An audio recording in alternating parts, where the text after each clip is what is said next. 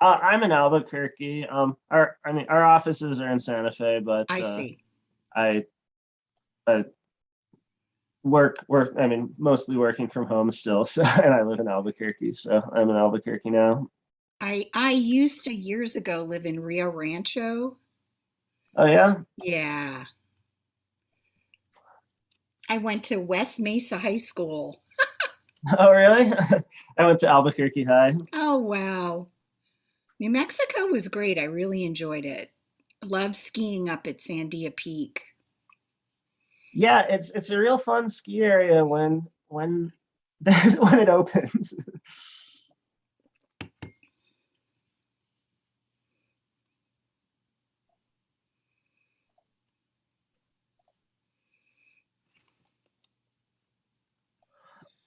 All right, so I'm going to try making you the host. Okay. And now you're the host. I am just a regular participant, but you might now be able to make me the co-host. Okay, let's see. So I go to more. Or click on the participants tab. Oh, yeah. Okay. And next to my name, if you like right click on my name, or if you click on that more. The more. Yeah. Okay. I see. Make co-host. Got it. Okay. Make a co-host. There you go. I just did it. So did that work for you? It did. I am now co-host and you are host. So thank you. Perfect. And now real quick, I need to do that one silly poll question. Yeah, so at the very bottom, you should see an option that polls. says polls. Okay. And oh, you got it. How well did perfect on a scale of 1 to 5? I see. So when they say launch it, I just hit launch.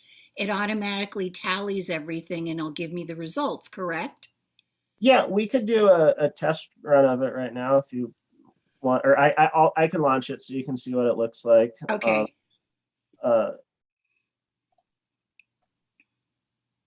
And so you should be seeing the questions on your end. And then on my end, I see a screen that, so like right now it shows no answers to any of them. But if you were to click a number, now it shows a 5, that one person has selected 5. Right. I guess Art just did that. So okay. Okay, that's easy enough. Also share the results at the end. And then it'll say share results. And when we hit share results, it just shows everybody the results, right? Yeah, so now you should be able to see that there was one person sharing. who selected 5, yeah. Okay, great. Thank you for setting that up. Hey, you guys, hi, everybody. I'm Howard Purcell from Cynthia. Can I ask a question? Hi, Isaac, we've met. What meeting did I join here? I thought that this was a larger meeting with Commissioner Hall and others. Starts at 10 o'clock. It starts at 10 o'clock. Okay, well, that's my problem then. All right, well, maybe I'll just mute myself and wait until 10 o'clock and then attend then, okay? Perfect. Great, thanks for joining us. Okay, thank you. So Deborah, I'm just checking in. I'm also going to mute and silence my video.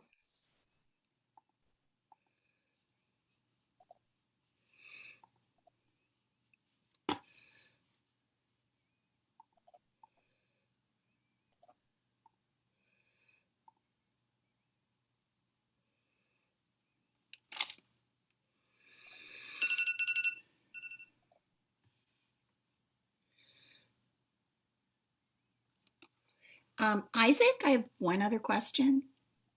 Yeah. Okay, so I've got the presentation up. I've got 2 screens. So on my left screen, on my right screen is the Zoom. On my left screen, if I go to slideshow, it gives me the full screen of the slideshow because I want to have the agenda on when people log in. So I'm just going to pull that up. But on my right side, it's giving me like the presenter's view. You know, like next slide and all the slides across the bottom. And I just want to look at, oh, okay. Oh no, okay. Here, let me share my screen if I could. Yeah. So you have the agenda on one of the slides? Or it's something else that you want to share? Yeah, I just want to, so on the left side, I want like the full screen and not the, you know, how it shows on the left side that 1, 2, 3, 4, 5, 6. So I want the slideshow view, correct? I believe so, yeah. Okay, so let's click that. Slideshow. Here we go.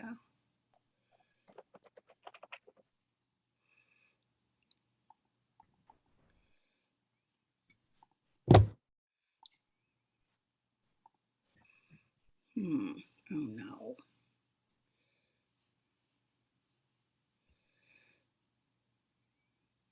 Morning, Deb.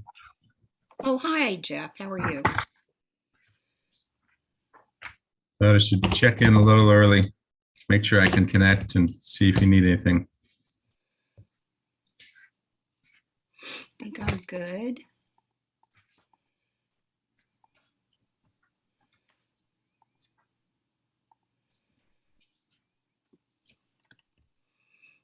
I just made you a co-host in case you need to. Thank you.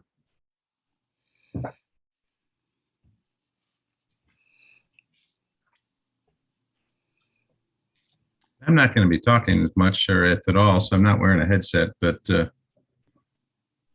I did need to talk, you can hear me okay though, right? Yes, perfect. Great, thanks.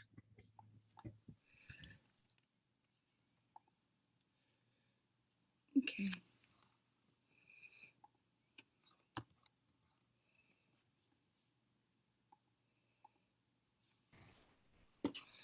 Good morning. Hi, Amanda. How are you? Hi, Amanda. Good morning. Glad to see we've got some early joiners. I love that. Amanda, I'm going to make you a co-host just in case something happens. And Okay. Isaac kindly agreed to do that too, just in case. Good. Okay. Good morning, Howard, Arthur, Margie, and Abbas. Thanks for joining so early. Good morning. I'm Margie, glad to meet you all by Zoom. Yes, you too. Makes it harder to get to know people. Good morning. This is Abbas. Hi, Abbas. I'm glad to meet everybody. Oh, there she is. Hi there. Nice to meet you. Sorry, Deb, my internet dropped. I had to reconnect on my hotspot. So were you able to figure out what we needed? Deborah, you're on mute. Yes, Isaac, I'm fine. Thank you. Great.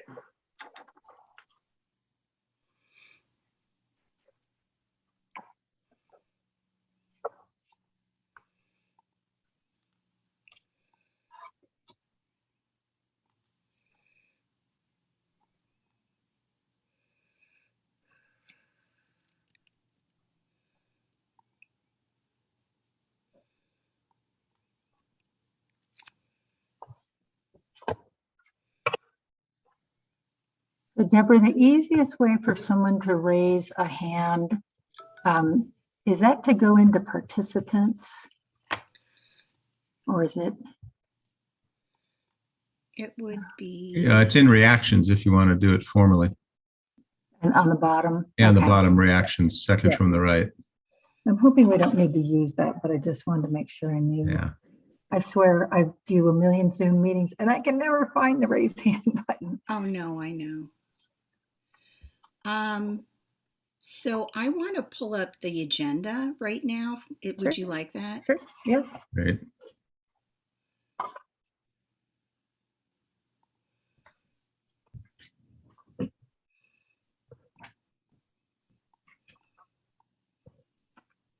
Can you see that? No, not yet. Oh.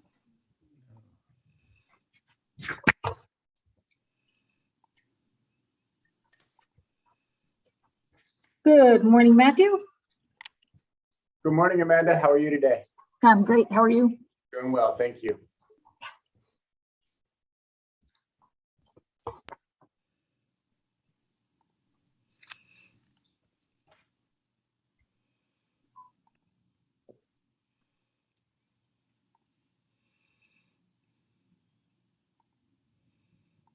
So, I write and write songs and play guitar. And so I just finished a song the other night and it keeps going around and around in my head. So if you hear me start singing, you'll have to say, Amanda, just quit it.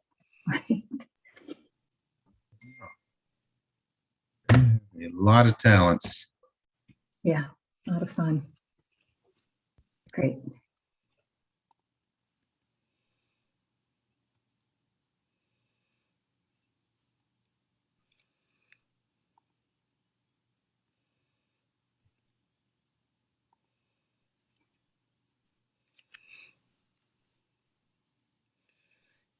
Do you see that, Amanda? I do. I Great. do. Thank you.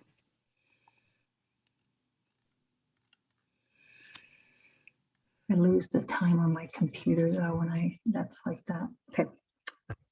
Good.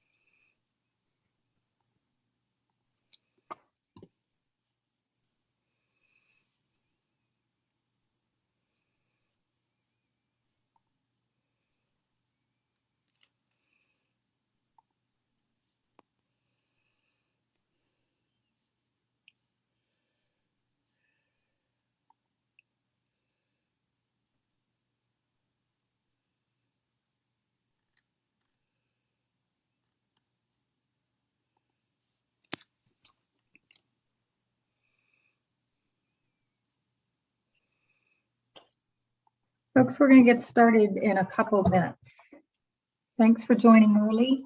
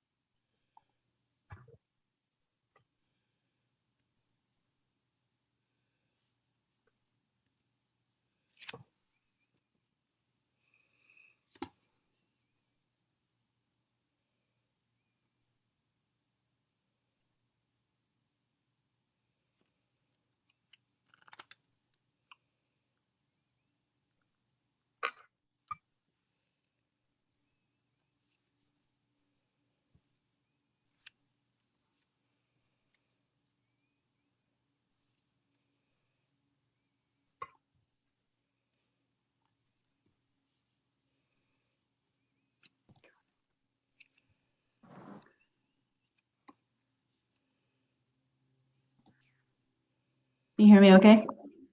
Good morning, Jackie. Good morning.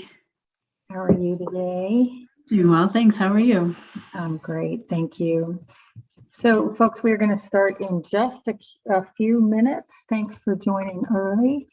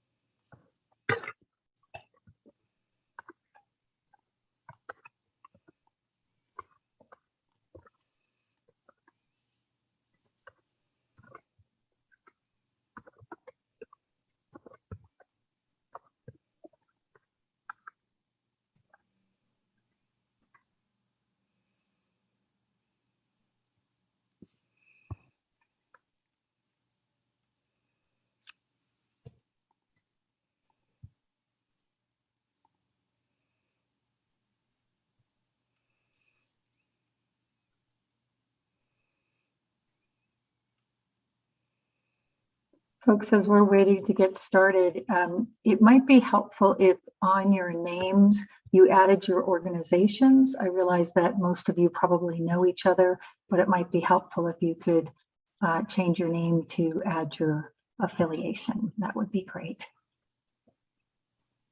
And we are going to get started on time. We do have the chairman and vice chair Hall planning on joining us, but we're going to get started. And then if they're a couple minutes late, we'll let them address us when they get here.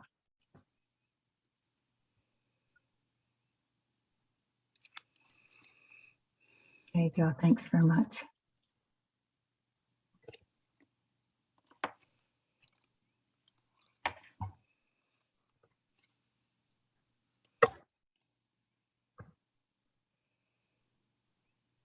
Amanda? Yeah. Hi, this is Abbas. Yes. The bill number is HB 233, not SB. Oh, HB. Well, Oh, it was very a good. House bill. Yeah. Not a Senate bill. Right. Senate bills typically start with 1. You're correct. Right. Thank you for pointing that out. Sure. I should have known that. Good morning, everyone. We're going to get started in just 1 minute. Thanks very much for adding your affiliations to your names in your names. I'm going to kick it over to Matthew, who's going to get us started. We do expect the chairman and the vice chairman to join us, and we're going to get started, and then we will add them in as they join. I don't see them yet. Art, I don't know if you do.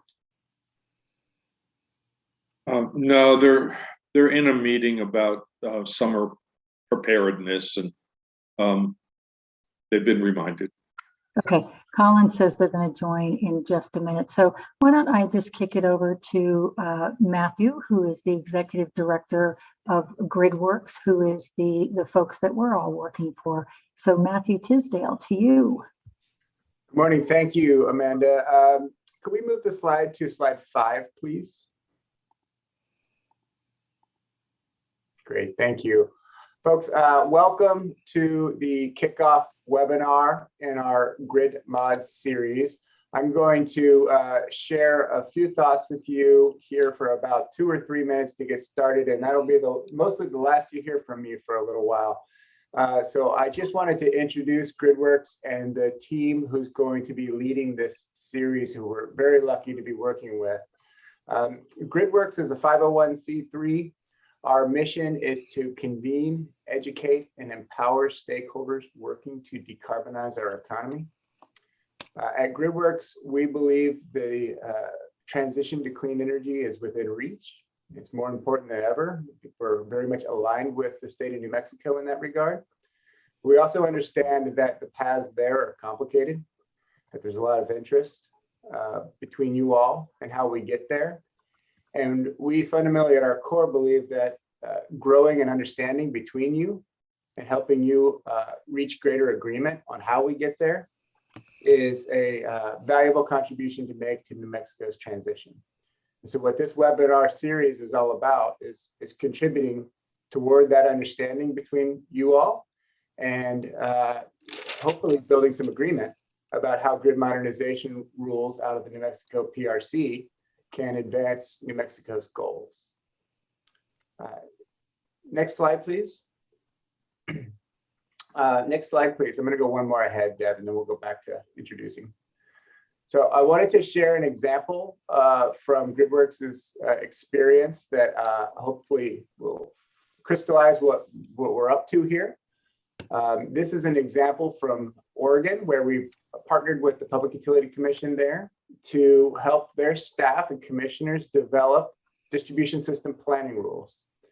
This was a process that included, similar to this one, a 12-part webinar, where we brought in experts from Oregon and beyond Oregon to sort of raise issues and educate everyone about the finer points of distribution planning and how it's changing, but also to facilitate discussion between participants so that they can share perspective on what's important, what their priorities are for distribution planning and grid modernization. The outcome of that process was broad stakeholder support for new commission rules, comprehensive staged approach to distribution planning for Oregon, beginning with some near-term low-hanging fruit steps and advancing to more dynamic and complex steps as time passes. And also, we're very proud of industry-leading community engagement. So having folks participate beyond just the usual suspects and practicing professionals.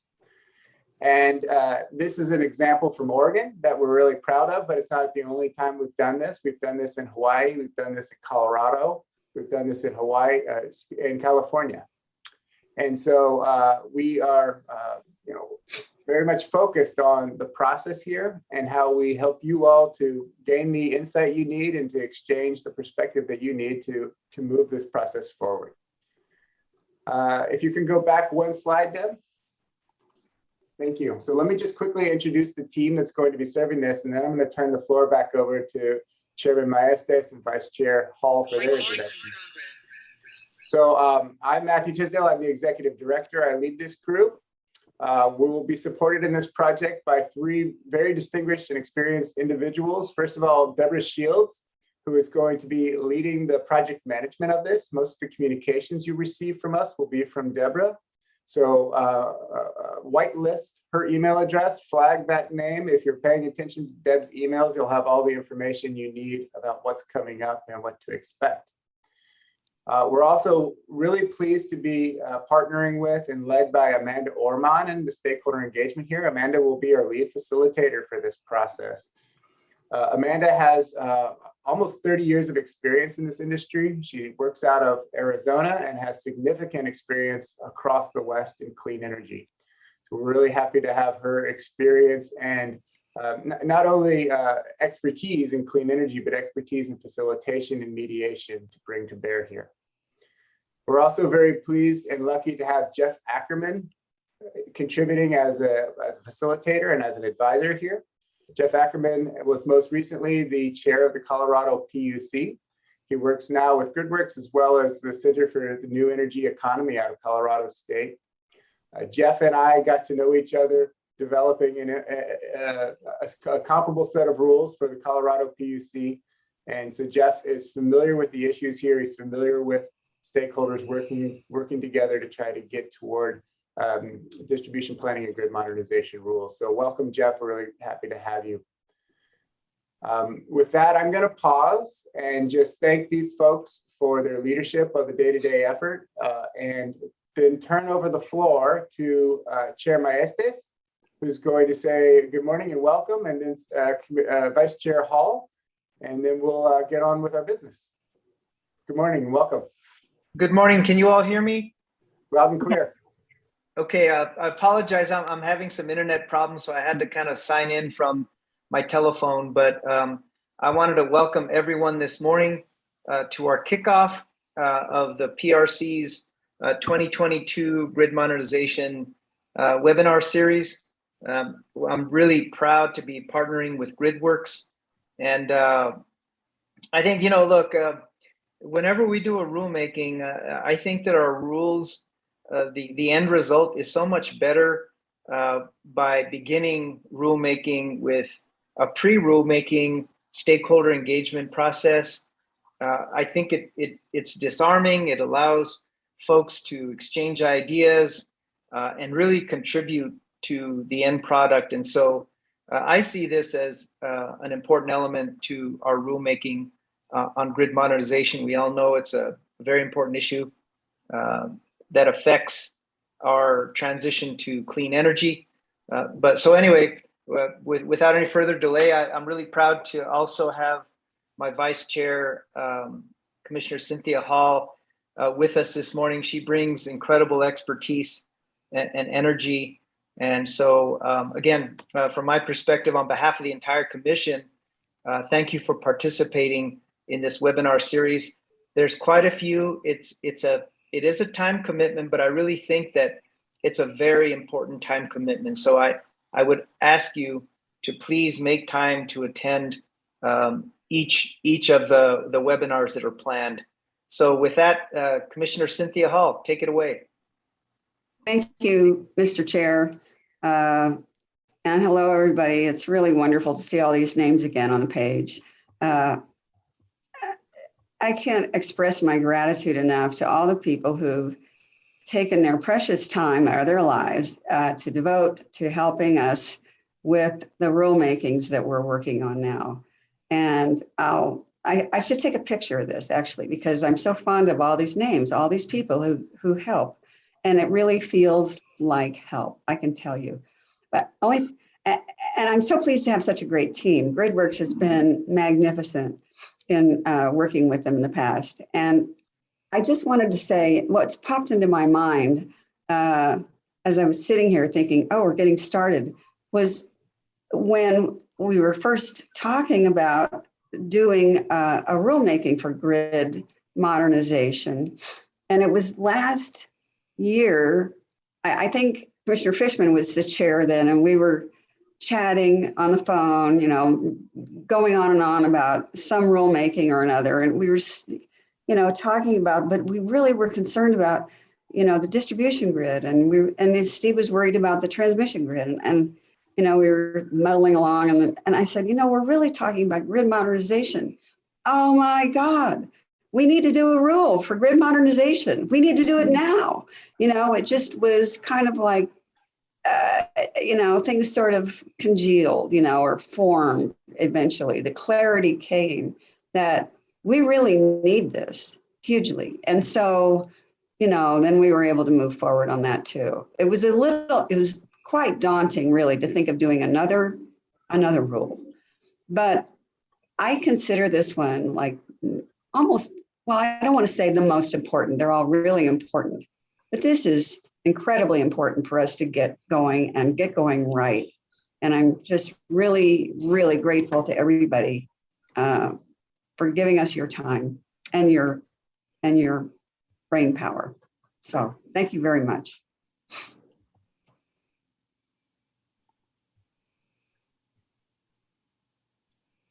Okay, good morning, everyone. Amanda again. So this is the agenda that we have for today, and we're going to turn it over to Art O'Donnell, who is a US DOE Energy Solar Innovator. I think you probably all know Art, but he's been placed in the New Mexico PRC to be able to help work through different rule processes. So we're going to hear from Art, an overview of what's happened in the past. And someone pointed out, Abbas did, that we have SB 233 and it should be HB 233. And then we're going to go to Jackie Waite, who's with MNARD, to hear about the white paper and road mapping process that she handled. So let's go to Art. Good morning, everyone from snowy Albuquerque. Thank you. Chairman Maestas, Commissioner Hall, thank you so much for joining us. I think that it is important for everyone to know that what we're doing here has the support of the commissioners, and we will look to them for guidance as we proceed. As Amanda said, I am a participant in the U.S. Department of Energy Solar Innovator Program and have been supporting the New Mexico Public Regulation Commission since December of 2020. and we'll be doing this for pretty much the remainder of this year. The disclaimer is that I'm going to be talking about what the New Mexico PRC has done and is expecting to do. Some of the things that I say might sound like an opinion, and so I'll just warn you that it is my opinion only. I speak for myself in this context, and haven't actually kind of vetted what I'm going to say with the rest of the commission, but they will correct me if I get anything wrong. Right? So I just wanted to thank GridWorks. GridWorks helped us in the first phase of the interconnection proceeding, and now we have a new group of people who are going to be carrying this on. Right. So what we're going to be covering today is just some brief context on the need to modernize the grid, talking about the framework provided by the Energy Transition Act.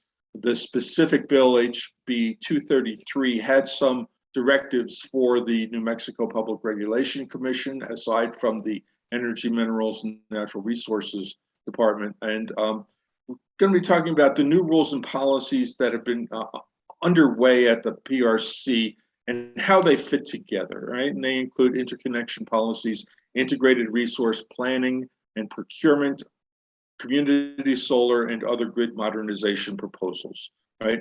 And then we're going to talk about kind of what we're here for, which is developing the vision and action plan for a grid modernization rule in this calendar year.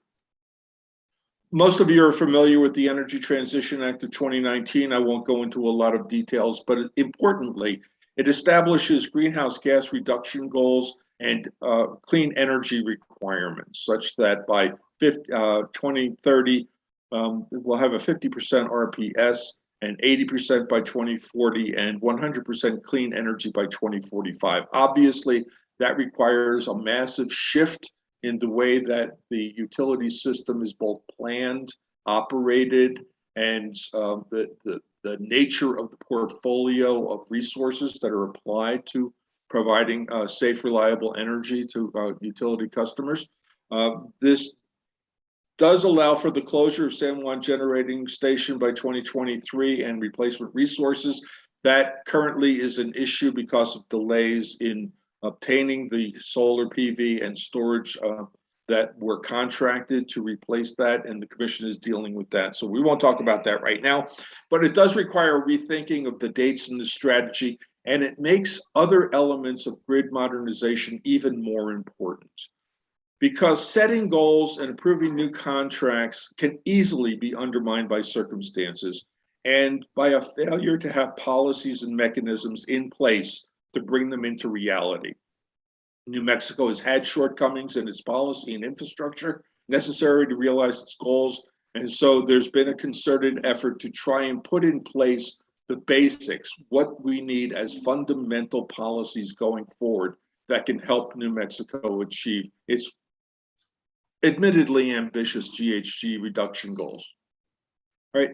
The Grid Modernization Act was passed in 2020 and recognizes the need to move into the 21st century, but it did not require a plan. It did ask the Energy, Minerals, and Natural Resources Department to put together a roadmap, and you're going to hear from Jacqueline Waite about that effort, so I won't go into a lot of details. I was a participant in that, authored one of the white papers and co-authored another, and then brought the 11 action items that were identified to the PRC for commissioners to decide on what their priorities were. Like all state agencies, the PRC had severe resource constraints, and so can't do everything at once, really needed to decide what step-by-step approach to do it, right?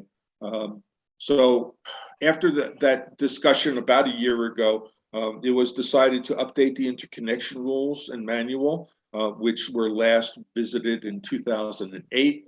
Adopting standards for advanced inverters all around the country. People are adopting IEEE 1547 2018 and UL 1741 in its various configurations in order to allow distributed energy resources to attach to the utility grid without causing untoward effects, right? That's really the goal behind there. We're also in the process of trying to revise the integrated resource planning rule and to attach procurement policies to that. As we were planning these things, other things came onto the agenda. Legislation from last year, the Community Solar Act, requires rules for a 200 megawatt community solar program to be in place by April 1st of this year. And so we're working very hard to meet that deadline, and many of you participated in the stakeholder process that led to us formulating the notice of proposed rulemaking that's currently under consideration. Utilities have applied for and received approval generally for electric vehicle programs in various dockets. SPS Utility has an application for advanced metering infrastructure, and we're also expecting El Paso Electric to ask the Commission for authority to put in AMI. And then currently under consideration, whether it passes or not, House Bill 6 would affect new greenhouse gas reduction mandates. And all of these work together to emphasize the importance of grid modernization. Now, what does HB 233 do? It allows for utility expenditures for grid modernization projects, right? A public utility may file an application with the Commission to approve, its plans, or the Commission can request an application. The legislature talked about investments or incentives, rate designs, programs that incorporate technologies, equipment, or infrastructure, and consumer education and outreach to increase the awareness of grid modernization benefits, right? So that's like an overarching. The bill also specifies different kinds of technologies or programs that it envisions, right? Including 12 types. I'm not going to go through this list. You have access to this slide deck, but you'll see that it is really a broad reach in terms of many new technologies and ways of communicating with the system that have not really been put into place in the past, right? And then also the legislation says that in considering applications for approval, there are 7 factors to review, right? And these are important because they lay out why a project can be approved for rate base or some other rate treatment. In particular, I'll say that the importance of contributing to the reduction of air pollution and GHG, to increase utility product offerings and allow for private investment, to bring these resources to low-income communities and underdeveloped communities, and also to make sure that these fit together with the state's other grid modernization planning processes and priorities. Now, we are having a discussion about these criteria because the Commission is considering applying these to cost sharing mechanisms, both in the Community Solar Act implementation and in the interconnection rule.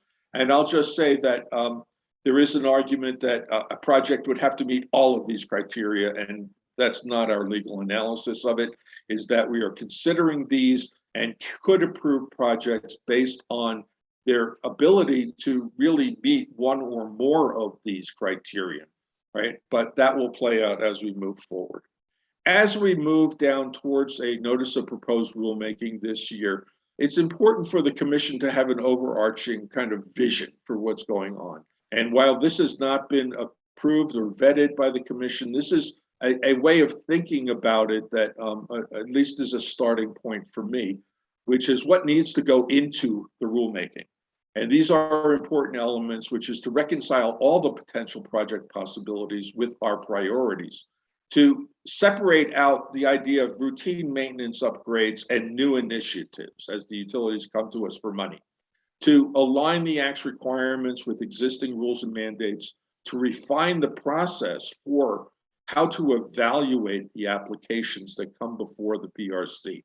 Not just do they check boxes, but is there a qualitative criterion for determining the benefits, the net public benefits in evaluating these projects, promoting a holistic approach, not having one-off, let's just do AMI, but what can AMI do for us? And we'll have more discussion about that.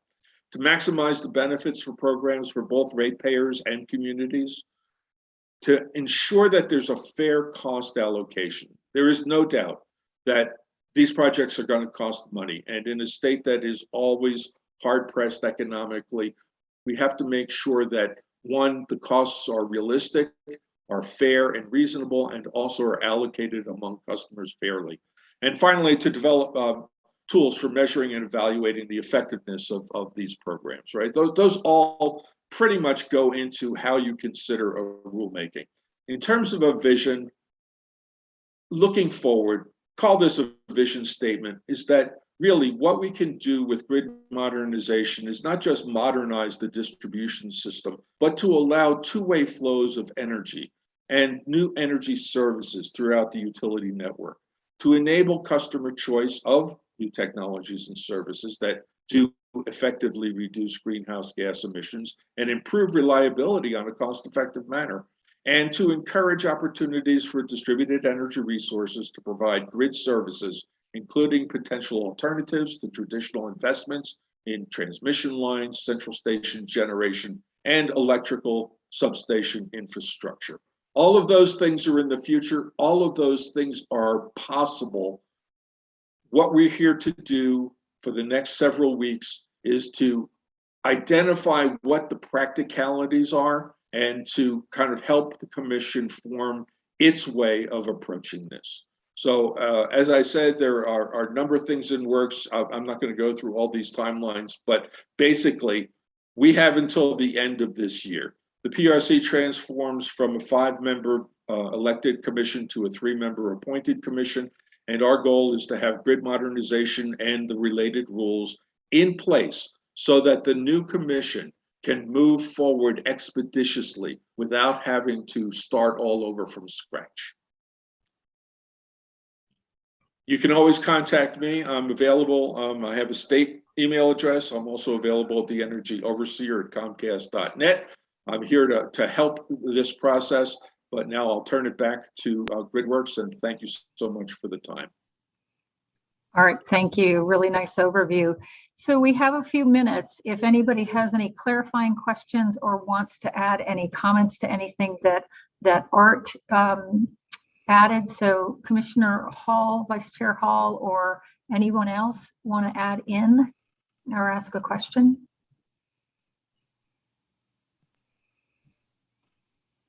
Amanda? Yes. Hi, this is Abbas. If nobody else has got any comments, I quickly want to add my comment that I'd like to thank the PRC, MNERD, and of course GridWorks for all the work that was done to shore up this bill. I view this bill as a very important piece of legislation because the Energy Transition Act laid out some goals, and my intent was to go in there and fill up the gaps so that we can recognize the technologies, how we get there, while completely preserving the authority of the PRC. So what Art described was a very good description of the intent of the bill. And I want to thank him for that. And I wish all the luck for the group to go forward, because grid modernization, as Commissioner Hall said, is not just a collection of distribution technologies. It's a holistic view of where we want to be in New Mexico. So thank you for that. And that's what I wanted to add. Yeah, thanks so much. Nice to have you on this. Any other questions? I just wanted to say, I was remiss in not thanking Abbas particularly because of all the tremendous work he did in the legislature to carry this bill and get it passed. So he really, he's the genesis of all this. And without that work, we wouldn't be able to do what we're doing now. And he's certainly described its meaning that we grasped in a sort of, I don't know, simple way when we were beginning, but it absolutely is the thing that fills in the gaps and allows us to better employ the other rules that we worked on, and helps us get to that wonderful scenario that Art described in slide 10, which I want a copy of, because that's my goal for what we're going to be able to do going forward with our new live grid future. So, thanks. Thank you, Thank you. Commissioner. Thank you. I see Mike has his hand up. Mike? Good morning, everyone. Mike D'Antonio with Excel Energy. Thank you for putting this meeting together. It's a kind of a question, kind of an overarching question. We've got the current rulemaking going on with community solar and the interconnection process rulemaking. How do you see those?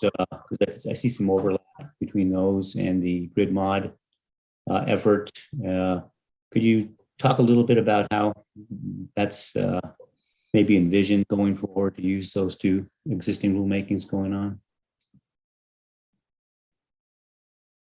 Mike, thank you so much. I'll just pose the possibility that those two rulemakings are fairly fundamental in bringing a broader audience to the understanding that there is a new future in which customers can participate in the utility industry operations, not just as passive consumers of electricity or natural gas for that matter, but also as providers of energy into the system if you have a solar project or storage facility. As we look down the line, we see a future in which the utility will come to view end users as a resource, not just a demand, right? We're not there yet. Obviously, different states are at different junctures, and those states that have organized markets are a little bit further along because of rules like FERC 2222 that allows distributed energy resources to provide services into organized markets. But we're going to get there. I mean, it's inevitable. And we cannot have that future unless we do the groundwork of updating interconnection rules, of adding in advanced inverters, and really testing the market for locally generated power to provide services to disadvantaged communities. So that's how I see it fitting together. And I very much appreciate Xcel Energy's involvement in the other rulemakings. You've always been a positive contributor to this, and I hope that you will be a positive contributor as we go forward. Thank you. Okay. Are we ready to turn it over to Jackie? Jackie's with MNerd. So back to the presentation, and there she is. Hi, Jackie. Hi. Okay, let me know when you can see it. Yeah, hold on 1 second. Here we go. We're ready. Okay, great. So good morning, everyone. Thank you to the commission. Thank you to the GridWorks for the opportunity to speak today.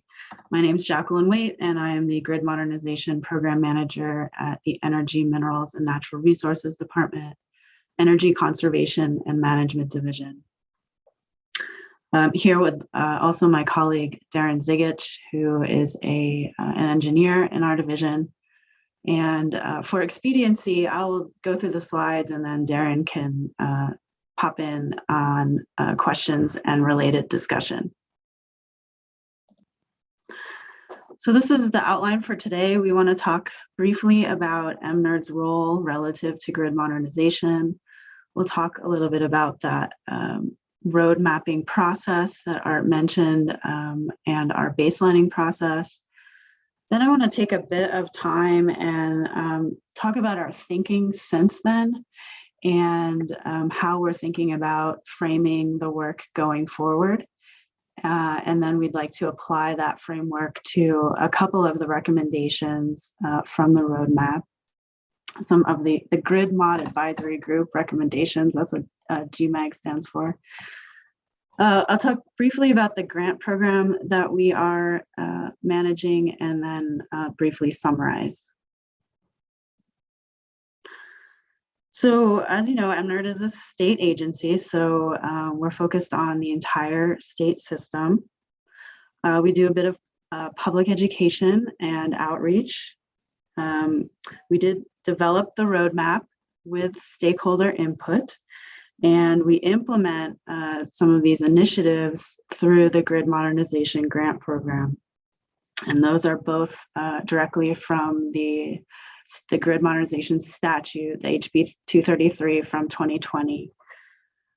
We will continue to provide technical support, resources, and a collaborative space for exploring grid mod topics going forward. And the plan is that ECMD, as the state energy office, will support electric transmission and distribution planning activities pending funding through the state energy program from the provisions of the Infrastructure Investment and Jobs Act. Just want to mention too, we also promulgate the state climate related goals and conservation goals. ECMD programs focus on energy conservation and energy efficiency in the electricity and buildings and transportation sectors. Our climate and conservation goals overlap with grid mod, I think, because we're talking about facilitating renewable energy development, impacting load through beneficial electrification and energy efficiency on the other end, integrating DER and demand side management. So I know many of you on the webinar know about or did participate in the road mapping process, and through the participation in the Grid Mod Advisory Group, and we thank you. We probably didn't say that enough over the last year. I just want to point out that these two documents are on our website. Well, if you'll recall, the baseline report was organized in terms of 10 somewhat overlapping objectives or attributes of a modern grid. And at that point, we assumed that they were all kind of equally important, and were interested in how the participants would weigh in on those.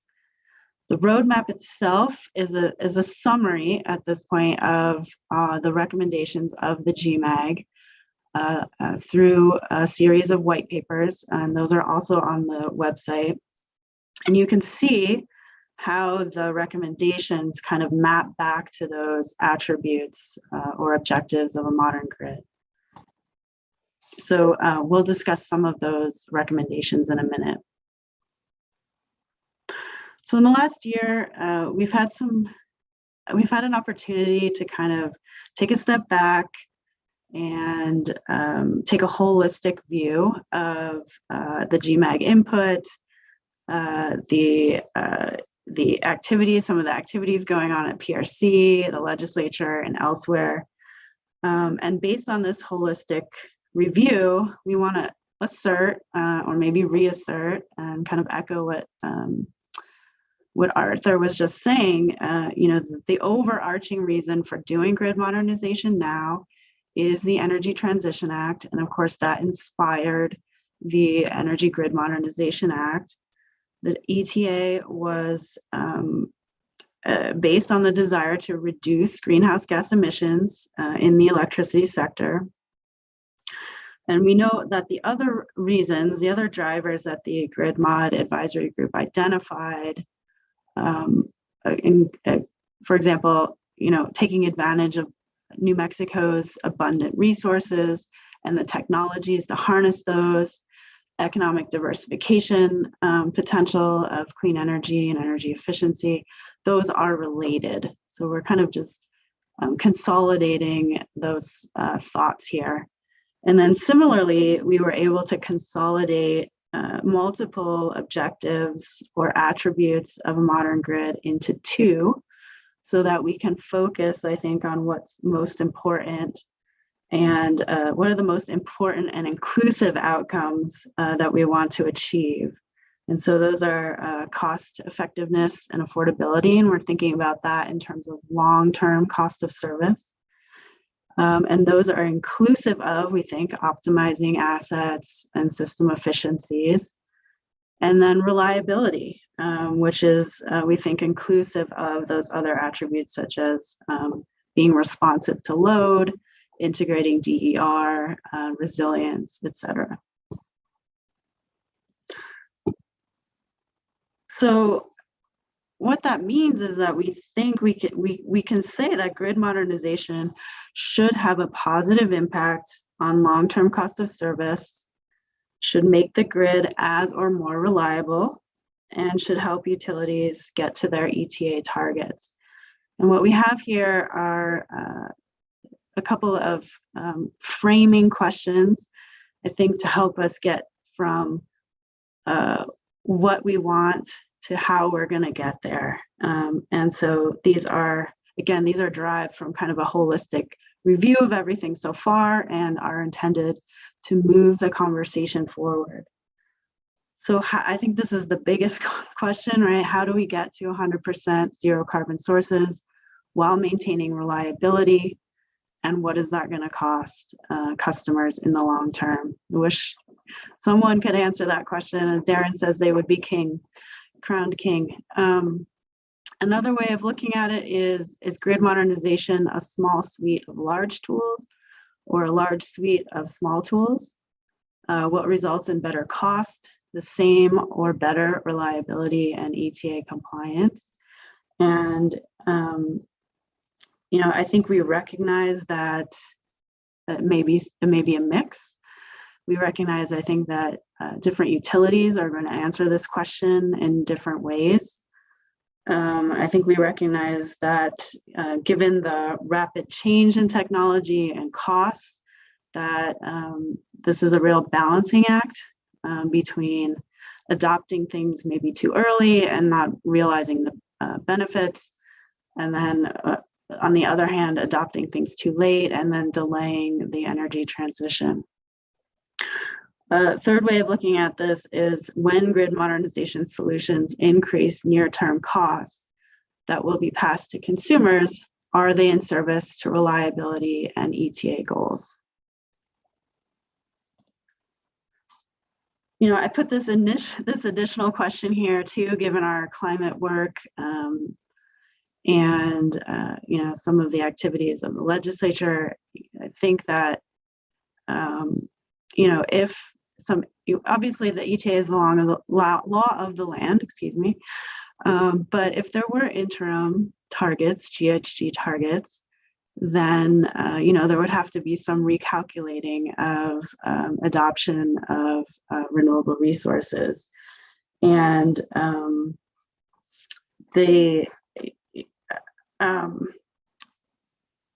we like to think about this because we are thinking about it in terms of applying the same goals of affordability and reliability, especially when we think about transitioning the other sectors of the economy, like transportation, for example.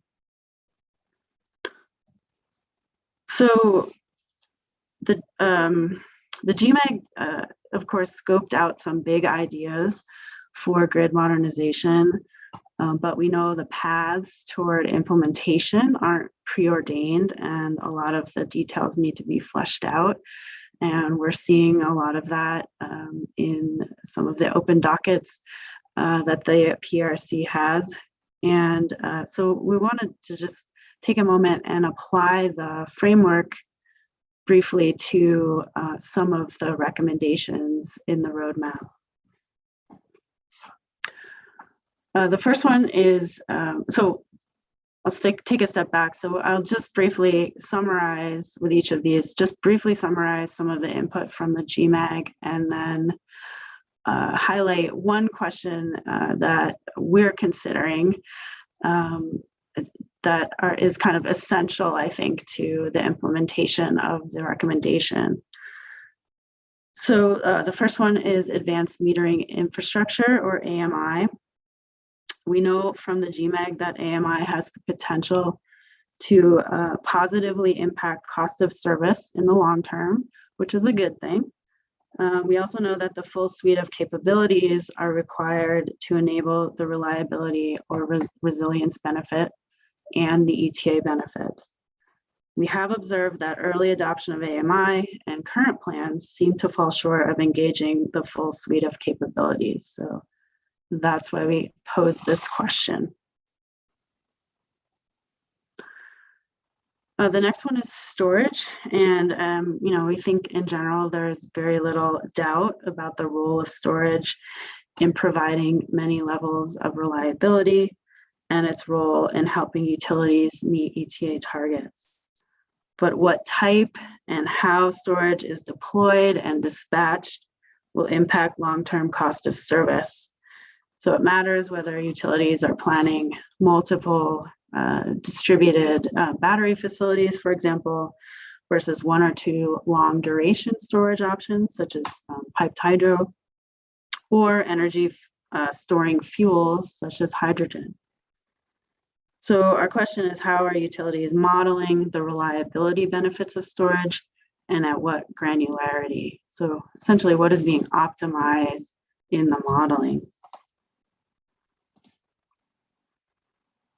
The GMAG recommended updating the state's interconnection rule and manual, and I think we're all aware of that and where we are in the process. The rule manual, as we know, dates back to 2008. This was a recommendation because of the recent and expected growth in distributed energy resources, particularly solar generation and storage. The outcome of the recommendation is modernization of the state's rule and manual, leading to hopefully more seamless interconnection of resources. The resources reduce overall demand and support climate goals. So in other words, toward that small e, small t energy transition. But we recognize the interconnection of DER requires additional parts be added to the system, mechanical and otherwise. And so our question is, how do we ensure that the distribution system is reliable? And what is the long-term impact on non-interconnecting customers' cost of service? The last one we'll touch on is transmission. So the GMAG recommended that transmission be viewed more holistically at a state level, and that utilities consider transmission planning in their IRPs. There was a third recommendation we'll note that around some regional collaboration in resource planning and transmission. And the GMAG recommended that the New Mexico continue to have a voice in those conversations. We know transmission is expensive. We know it requires many years of planning and coordination. We also know it supports ETA targets, and transmission to additional dedicated resources supports reliability in terms of resource adequacy and reserve margin. So our question is, what does transmission relative to generation and storage look like going forward?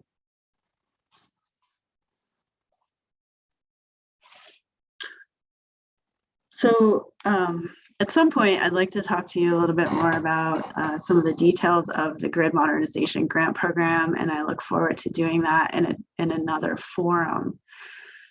What I've done here is just mention the website and let you know that we are available and interested in discussing projects with people. We can do that ahead of time before the application is submitted. And we're in the process of doing some more outreach around the program as we anticipate some of that federal funding.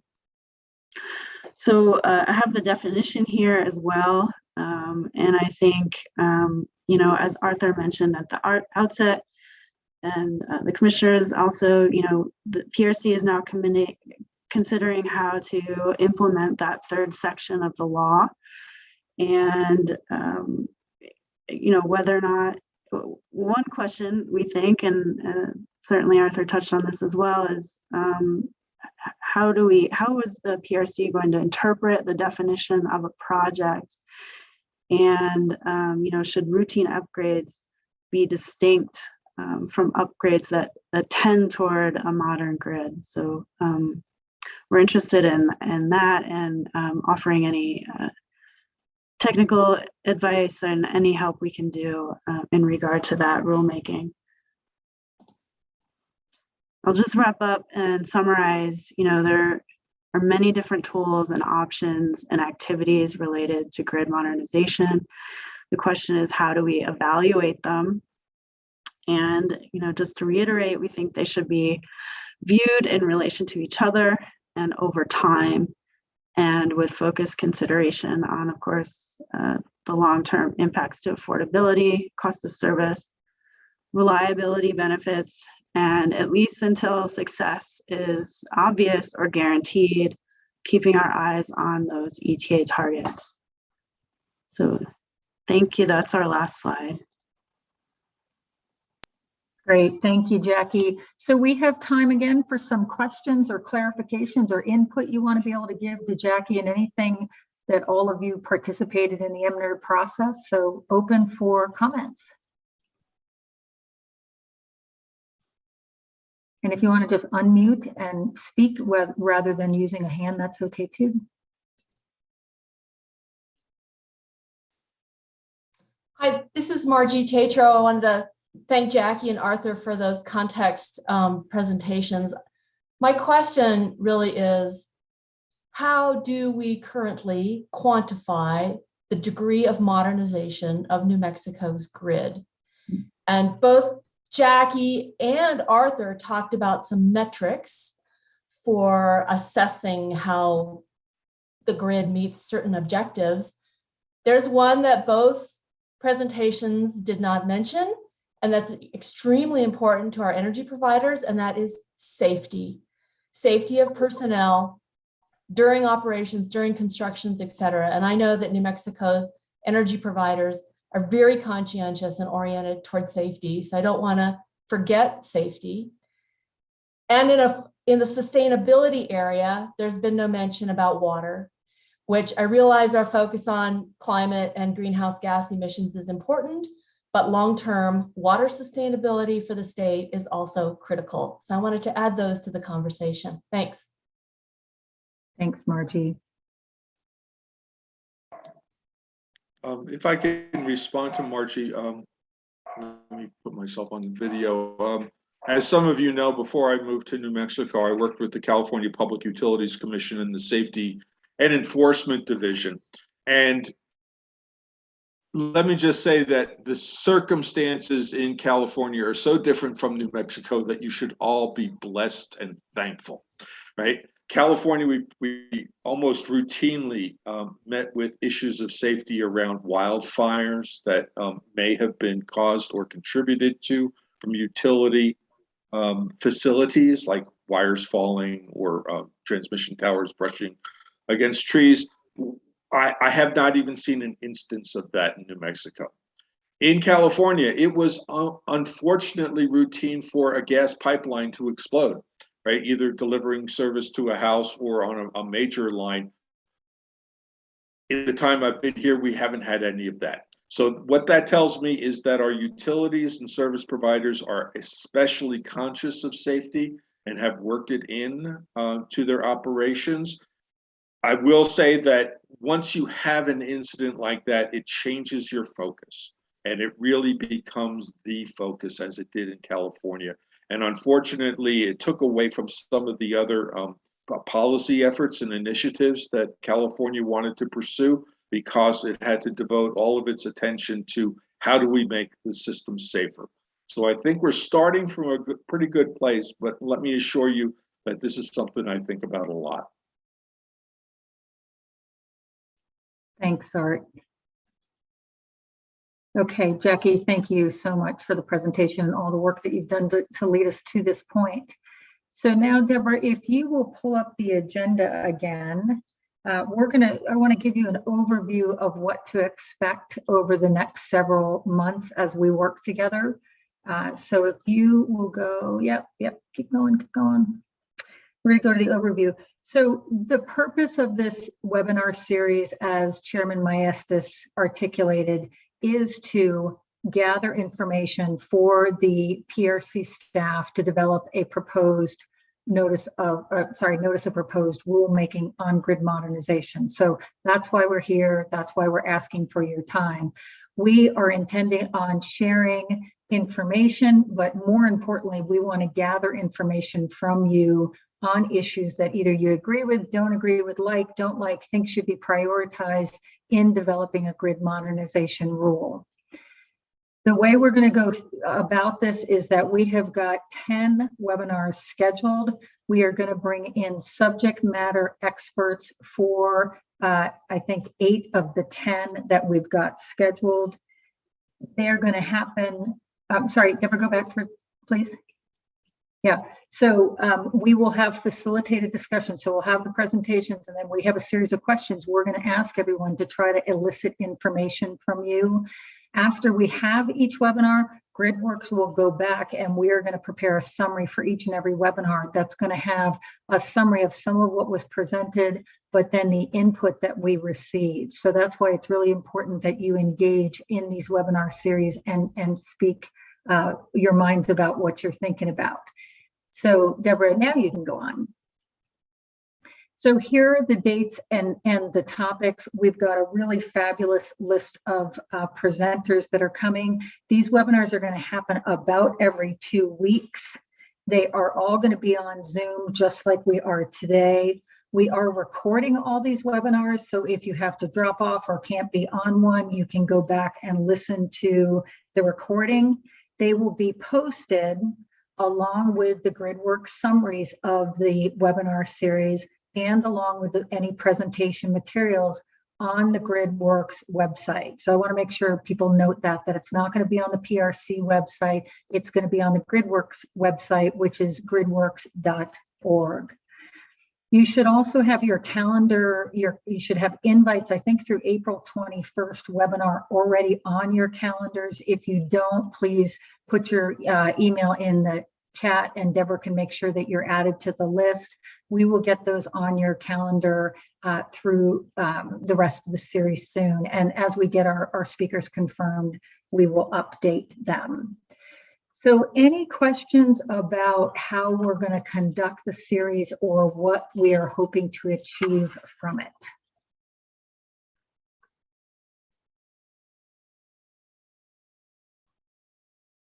That means you all agree and are going along for this ride.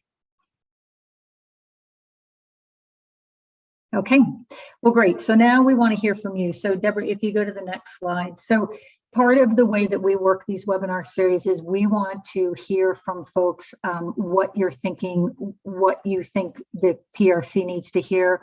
So Deborah, you can take that slide down. I would ask if people could turn on their cameras, that would be really helpful. I'd rather have a discussion than looking at a bunch of names. We want to ask a number of questions to try to see what you think is most important. If we don't hear from you, I may call on you, so please know that. And we want this to be interactive. We're going to be capturing notes and what you bring forward, so it is important that we hear from you. So thanks everybody for turning on your cameras. It's nice to see you.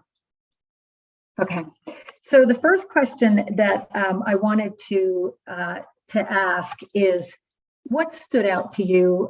We already heard from Margie that safety was not included, water was not included. So tell me, what did you hear or not hear? What stood out to you?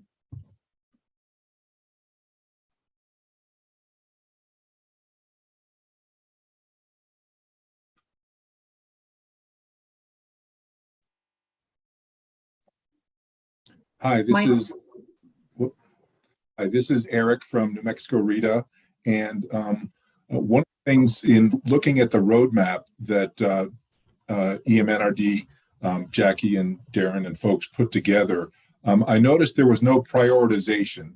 You group things through a kind of consensus, lot of consensus, little bit of consensus, and I'm wondering when do you think a prioritization process would take place? How do you think that would happen? That's just kind of what I was wondering, because there's a lot of stuff on the plate, and I'm just wondering how you intend to chow through that. Thanks.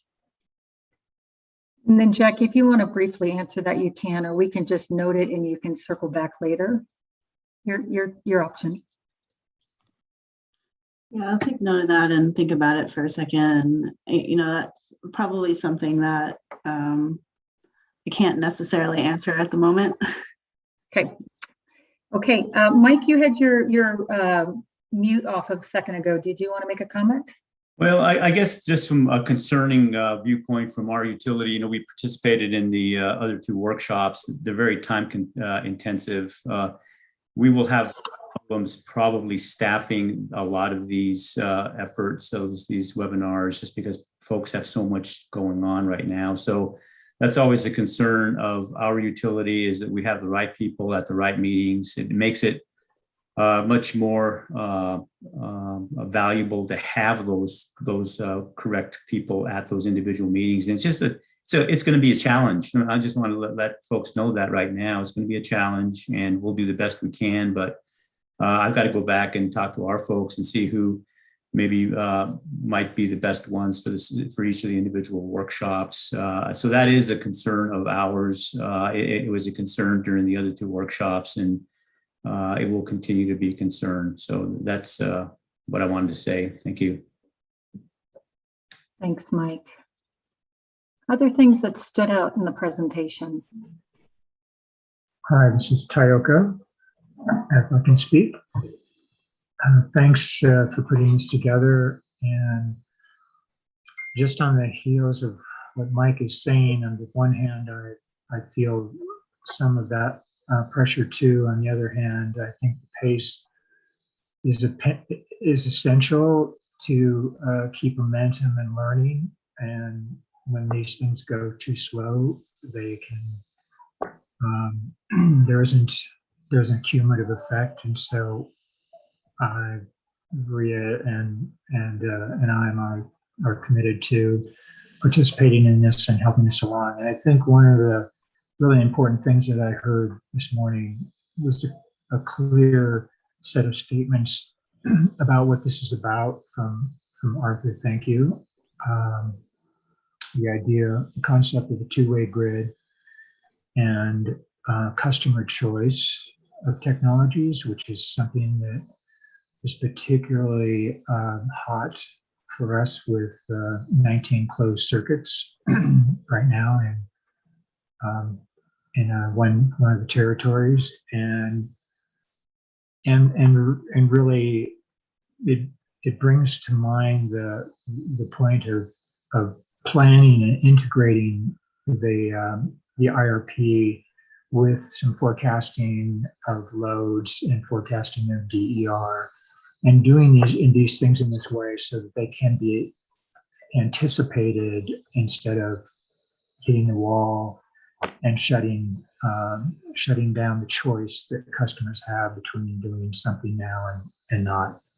So I think all of those things together on that one statement there was really captures, I think, the important direction that we're going and the purpose of this. That was my aha. Thanks. Thanks very much, Tayoko. Leslie. Hello, and I apologize. I do not have my camera at home with me today. And my name is Leslie Padilla. I'm an attorney with Public Service Company of New Mexico. With me are Carrie Salas, who's our regulatory case manager. I think there are some subject matter folks from PNM on the webinar as well. I wanted to kind of repeat some of the comments that PNM has already made in the current rulemaking. There is an open docket of preliminary rulemaking because I believe in December, the commission decided to combine the grid mod subjects with subjects that were in a previous like preliminary rulemaking inquiry related to Rule 440 and Rule 592. And to Mr. D'Antonio's point, this is kind of another example where we are in the middle of quite a lot of rule-related work. In addition to the interconnection rule, the community solar rule, there's also a current rulemaking on integrated resource plans, some other rulemaking activity, and as with SPS, it will tax PNM's resources. This is, I think, especially the case for the utilities, which are the only entities here today who will actually be, subject to the rules. So it is, as PNM's attorney, it's something we have to pay very close attention to, because these are the rules that end up, governing how we are regulated. What I wanted to say in terms of the specific grid mod rule, or a possible rule, is that PNM views the statute as relatively self-contained. It explains the eligible subjects of grid mod projects. The term grid modernization as it relates to utility projects is defined in considerable detail. And so we think the statute already sufficiently establishes the permissible subjects of grid mod projects. We also note that the procedural and regulatory aspects of grid mod applications are already addressed, so that significant additional detail in a rule might not be necessary. Just wanted to make those points. Hope to be able to at least monitor the subsequent sessions and participate as we're able to. Thank you so much for hosting this today. Thank you, Leslie.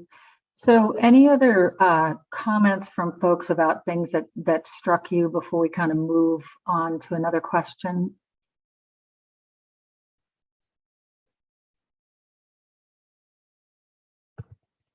Okay.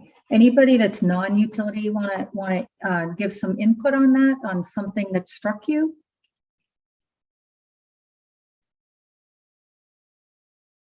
Okay, I'm going to move on. So we've already heard from some of the utilities, some of the things they're concerned about, time, how much time, and that some of this work is intersecting with other work.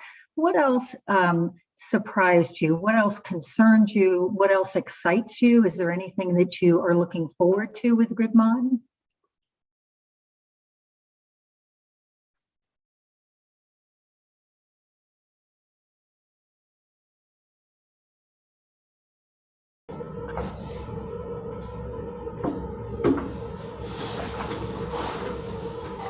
Pat? Hi, Pat O'Connell from Western Resource Advocates. The other side of the time equation is that, we're trying to decarbonize the electric grid as safely and as quickly as possible. So one of the promises of this rulemaking is that we can get a structure in place so that utilities can start filing their grid modernization programs and do it with confidence. Hopefully it will ease review and evaluation by all the parties so that we can get through the process and start making these modifications that are needed in order to get to the carbon goals as quickly and safely as possible. So time is of the essence, and that's exciting. Thank you, Pat. Amanda, may I make a follow-up comment on that point? There was a recent news article in Utility Dive that did a survey of grid modernization rate requests around the country and tallied up some $14 billion of investment requests by electric utilities, and made the point that regulatory commissions have either rejected or deferred about 60% of that without acting on it, because they don't know how to evaluate those applications. It's a really important issue, and I see that Matthew has put up a link to that, because PNM's position, notwithstanding that the Grid Modernization Act is self-contained and tells us everything we need to know, it doesn't. It doesn't tell us how to balance the needs of the utility versus the needs of consumers. It doesn't tell us how to package a number of technologies together into a more comprehensive project. And those are the kinds of things that I think are really important for the commission to take on going forward. So I'll commend that article because it certainly opened my eyes as to the need for us to really put forth a good platform for making these decisions.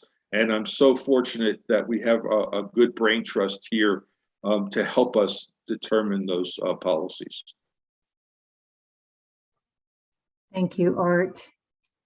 I'm wondering if Satish from the State University or Bill from Siemens might want to comment.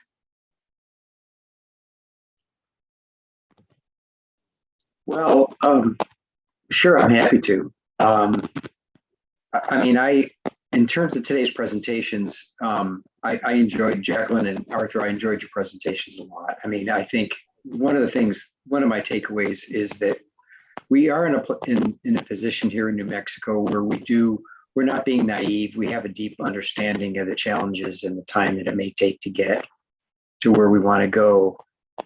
And also that long duration energy storage is coming, but isn't here yet.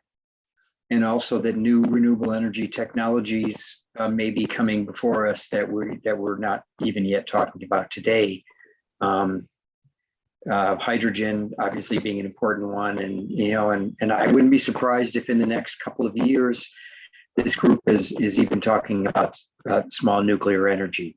I know, controversial, and Siemens doesn't produce that, by the way. So, I for one really appreciate all that and appreciate the presence of Excel and PNM. And also wonder whether it might be helpful for this group to begin to weave into its discussions some of the financial models that are either in the existing box of, as Arthur pointed us to that utility dive article, not only I think our PRC is having trouble evaluating proposals, but also, the issues of how to fund them. And I think this is a group that can weave that into its discussion. So my comments for now. Thanks again, everybody. Thanks very much. Satish?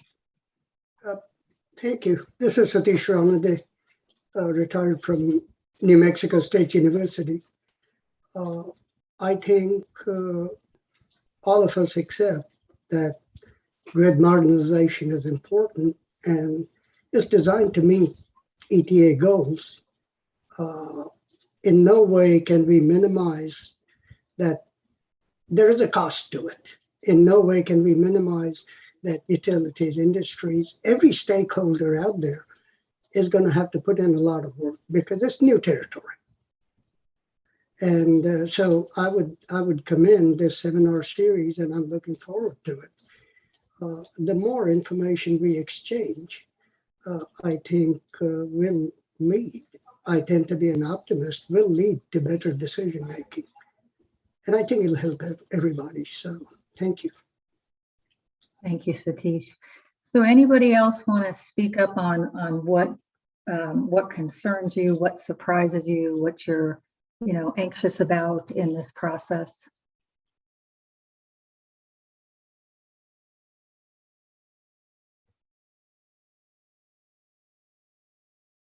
Okay.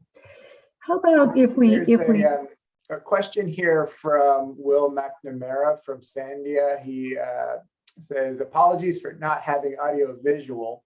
Question for all the presenters. I appreciated that AMI was mentioned several times, but given the current lack of deployment across the state, can you elaborate a bit more on how AMI smart meter deployment will be prioritized and to what extent an aggressive timetable or lack thereof for deployment rollout will impact grid modernization goals? I want to highlight that there's a very specific question, and we have a whole session dedicated to AMI and how it relates to these things in about 4 weeks. But I'll put it there and make sure that everybody hears it and sees it. Thank you, Matthew.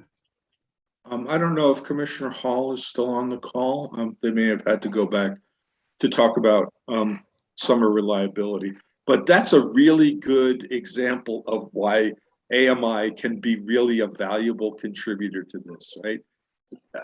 aside from saving the utilities money on meter readers, AMI provides an amazing window into the operations of the system, okay? And allows utilities to identify faults where power is shut off for whatever reason a lot quicker than they would under traditional means. And also is a tool for essentially micro understanding the system, right? Because we're getting to the point where we have different load factors for different kinds of customers that go beyond the standard industrial, commercial, residential categories, because within each of those categories, we have very different load profiles. And so AMI becomes a really important tool. Now, how do we prioritize that?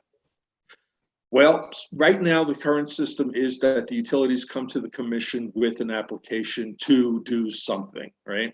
And AMI has been subject of SPS and will be El Paso. PNM a few years ago tried to get an AMI application approved and was not able to. And I think that part of the difficulty was in the commission not having the tools to understand the benefits of this. They were only looking at the costs of it. And it's really up to the utilities to be able to make that argument better. And this goes back to, that really every kind of investment that attaches to grid modernization is that we really want the utilities to be able to convince the commission to do the right things, right? So I'm really hoping that we can start this conversation, and also to look at really the ancillary benefits of a particular technology, all right? And this is a rabbit hole I don't want to go down deeply into, but one of the things about having that detailed information about customer load is that it actually allows you to devise new rate allocation policies that are more accurate and more fair in terms of kind of assigning costs to the users of whatever resource it is. And I'll just throw out an example that was also a current example, is that as we transfer from standard legacy fossil fuel plants that may be base load or even intermediate load that are heavy on fuel, but also heavy on capital costs, to renewable energy, which are heavy on capital costs with no fuel, the way that rates have been allocated in the past puts the burden of that transfer onto the residential customer, okay? There's no arguing that. That's what we're seeing. With better consumer information that AMI allows, you can better allocate the liabilities and the responsibilities and the costs, right? That elevates AMI as a really important tool. And I will note that our rural co-ops have adopted AMI, I mean, almost universally. And it's been the investor-owned utilities that have been slower to adopt. And part of that is that the commission never understood it. So hopefully we have a commission now that can understand the benefits, can put them in place, and can see how it contributes to the future. That's my hope. Again, my opinion, not the commission's opinion. Thanks, Art, for that. So how about, we talked about a number of different things of what concerns you. So now I want to turn to what options, what are priorities, what are options that you think can work in this grid mod rule? We've heard there's a lot of different overlap with other things going on, but what would you prioritize? What do you think is most important? What options should the commission be looking at? AMI just came up. It's a good example. AMI is really important. What other things did you hear that you think should be prioritized in this rulemaking?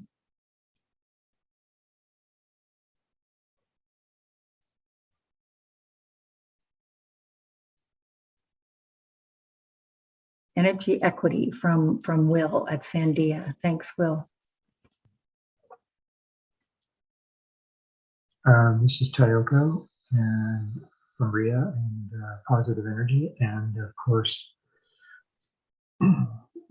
distribution system upgrades is really important, especially with community solar and closed circuits we have now because of large systems that are on those closed distribution circuits. So that's a really important part of this. I looked at some of the IRP planning that's been done.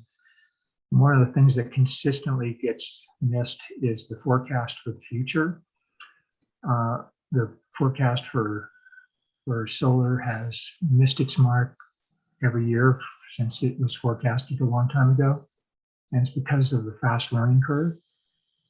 And so more realistic forecasting of both the load and some of the technologies is really important. Otherwise, we just keep we'll fall behind as we are now. Thank you. And I see that Abbas has a comment in the chat. The idea of shared resource where customer-owned resources contribute to operational benefits of the grid.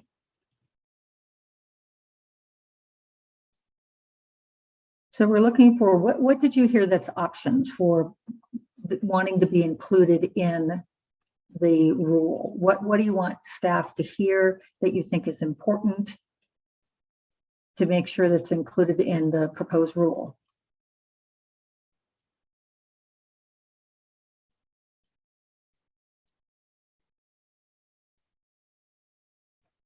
Can we hear from some of the utilities?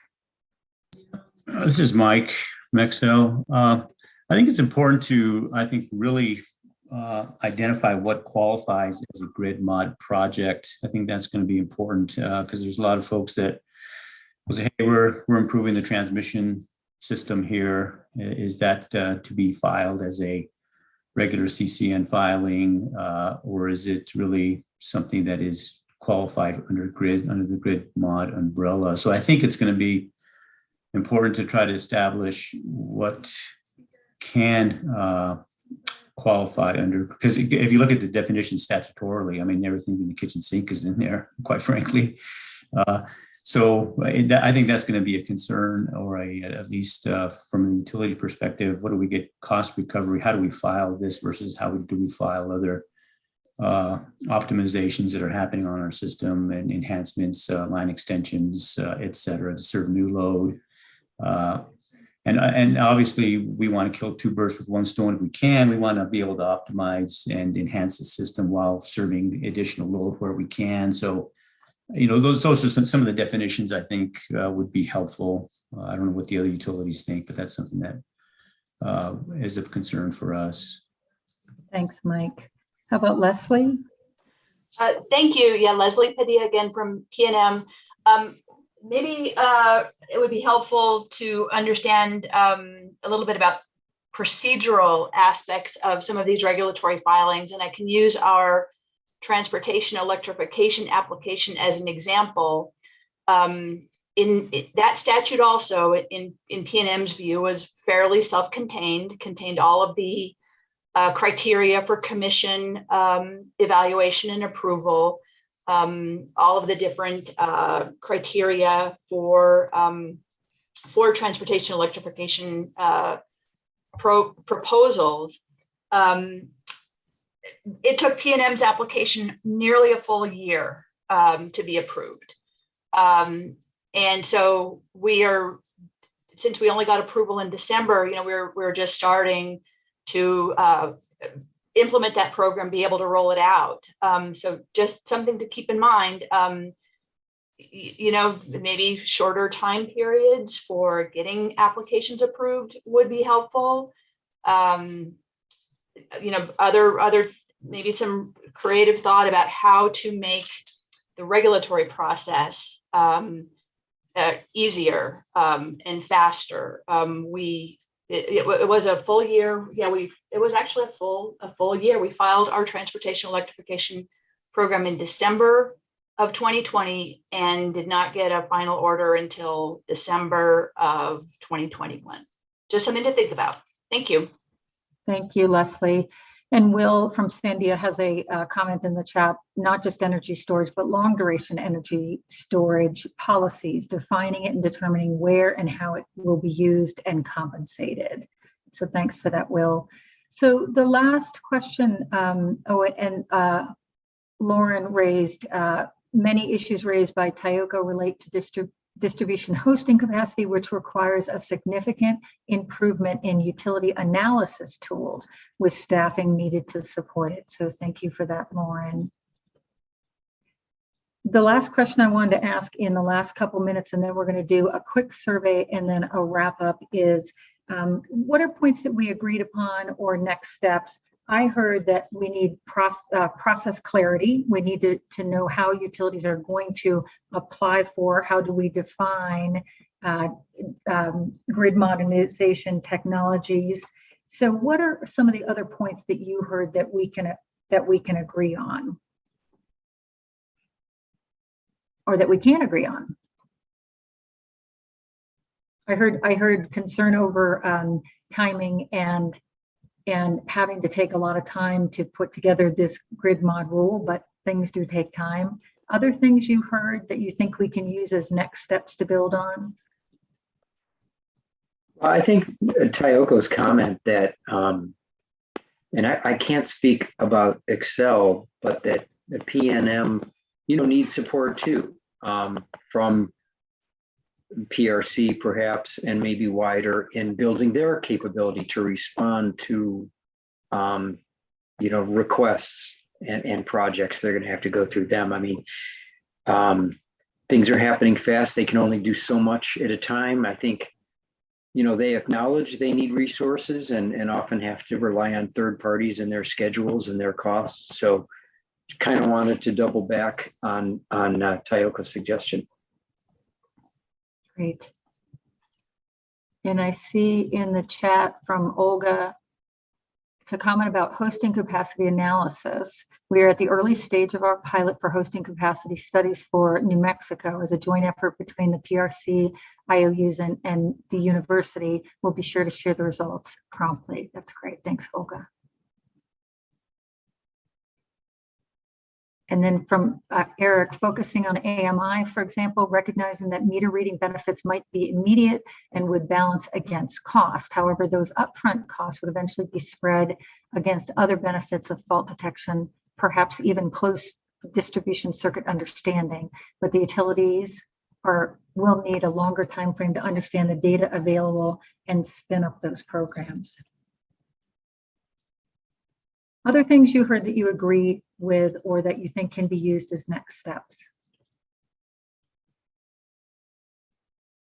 I think we heard several, so we can capture those in our notes and send them back out. And then, Mark, do you want to speak to your comment here?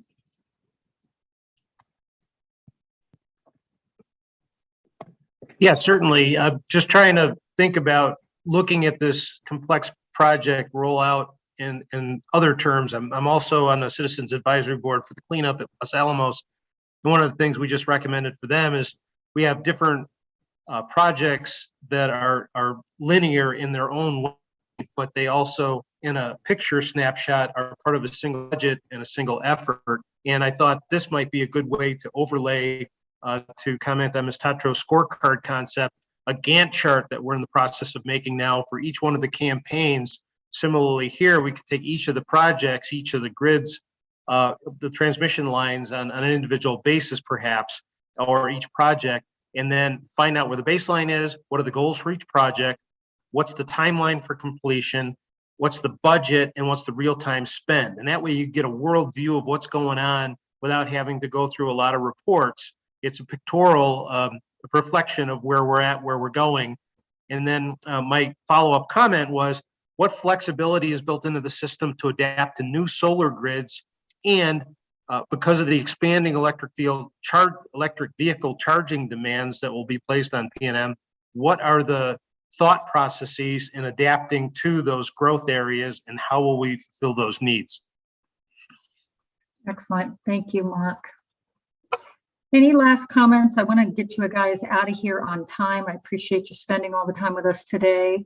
Any other last comments before we transition to a quick survey?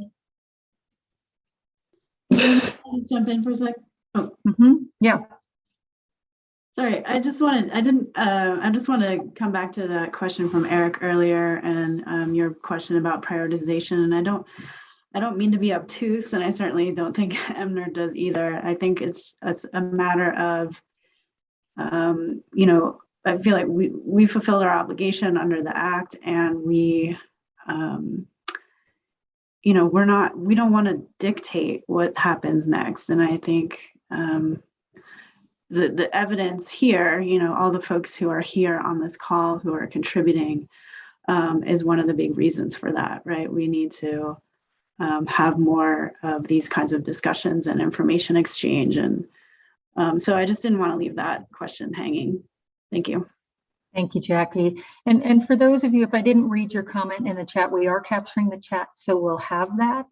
So Deborah, if you would go to the survey. So we want to always do a quick survey at the end to just see how we're doing. And I'll remind you that our meeting objectives were to establish the expectations for the series, for the webinar series, to provide background and information context to inform the PRC rulemaking, and then to try to hear some of what you think are opportunities and barriers. So Deborah, if you will do the survey, that would be great. And then we'll just close with what's coming next. And while she gets that survey up, I can go ahead and do the what's coming next. So we are going to do a summary of this workshop, which will be posted on the GridWorks website. We have a March 3rd webinar coming up, followed by March 17th. I think I don't have it in front of me of who's March 17th and who's March 3, but we'll have that in just a second after the survey.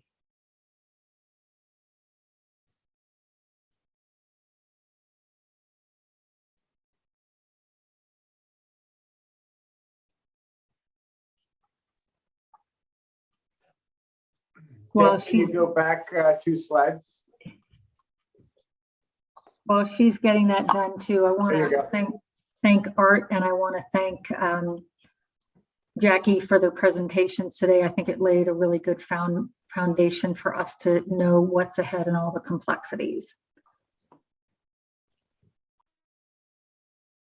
So I'm not sure we're going to get our survey before you. So if you all would, we will send it out. It's a 1 or 2 question survey, very simple, very quick. We'd appreciate you filling that out, and we will get that posted as well, and we'll have them for the next couple webinars. Matthew, any last comments from you? No, just to say thank you to everyone for the really positive participation here today. I feel energized by the kickoff. Thank you to Amanda for your leadership, and look forward to seeing you all on March 3rd.